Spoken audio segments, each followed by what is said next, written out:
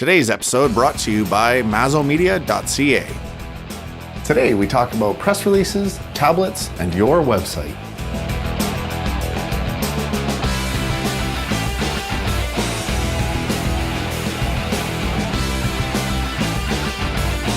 Hello, welcome to Business Bytes, where we talk about marketing, technology, and business. I'm your host, Mateus Clement.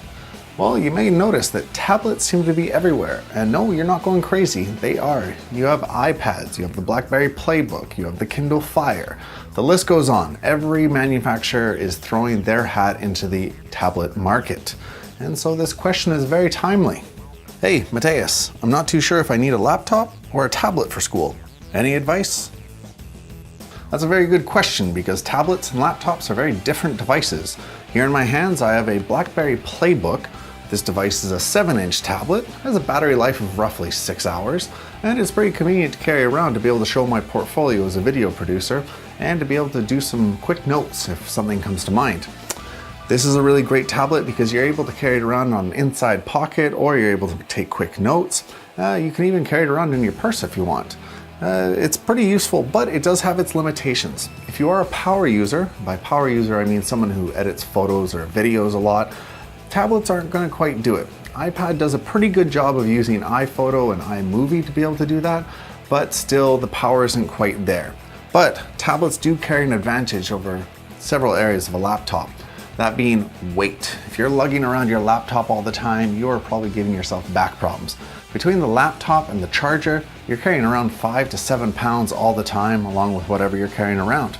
Because of the long battery life of a tablet, you don't have to carry around the charger all the time.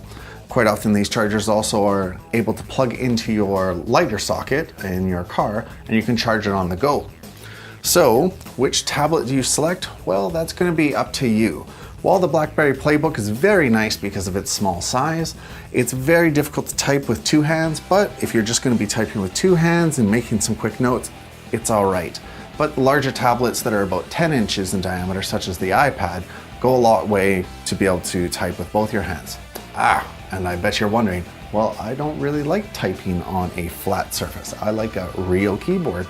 Well, good news is that for a lot of the tablets out there, there are physical keyboards. And sometimes, in the case of the BlackBerry Playbook, there's actually cases that will just fold with your keyboard so that you can have the keyboard with you all the time. And if not, you can look at Bluetooth keyboards to be able to plug into your tablets. And last but not least is the fact that you can actually plug in HDMI into a TV for your PowerPoint presentations with a lot of these tablets. And if not, you can also do it wirelessly. Hey, Mateus, have you been working out? Why yes, thank you for noticing.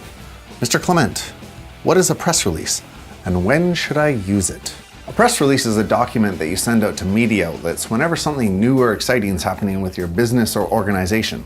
Maybe it can be a new product or service that you think is very unique to the area you are in, or maybe you're holding an event and just want to let people know about it. Writing a press release has to be very specific though. Media outlets get a lot of press releases in a day and they want to be able to skim through that information quickly.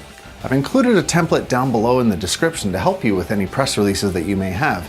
Of course, you need to include the specifics of what you are doing, whether it's a service or product, whether it's a business or organization, or maybe it's an event. But you need to make sure that you have your contact information in there, specifically dates if you're holding an event, or what makes your product or service unique. Now, when you send out press releases, it doesn't mean that you're automatically going to get in, but it definitely helps to have a properly formatted press release. Also, the other part that you're going to have to put a little bit of elbow grease into is finding the contact information for your local media outlets. In a place like Victoria, you may be involving the Times Colonist and the radio stations, but don't forget there's also student papers in the case of events. So you have to go around and scrounge a bit for those contact information, usually contact the media outlet and just say, who is the contact person for this? And you just send the email out, usually preferably in a PDF format, so that it's easy to download and quick to read. I'm going to take a quick breather to pay some bills, and when we get back, we're going to talk whether or not you even need a website anymore because of Facebook. Mazomedia is your solution to online marketing that doesn't break the bank. Mazomedia produces videos for your website, social media feeds, and online marketing. By using video with your Facebook and Google ads, you can supercharge your ads, bringing in more people and revenue for your business. Video is also a great way to be able to track people's age, gender, and location who are viewing your videos to help target your marketing even further. For more information, visit mazomedia.ca today to learn more.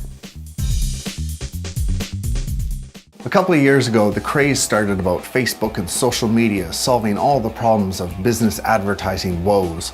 It's free advertising, and why do I even need a website anymore? And that question is still being debated nowadays, and this question deals with just that. Hey, with Facebook being so popular, do I even need a website for my small business anymore? Short answer, no. Oh, you want the long answer too? Oh, okay, well.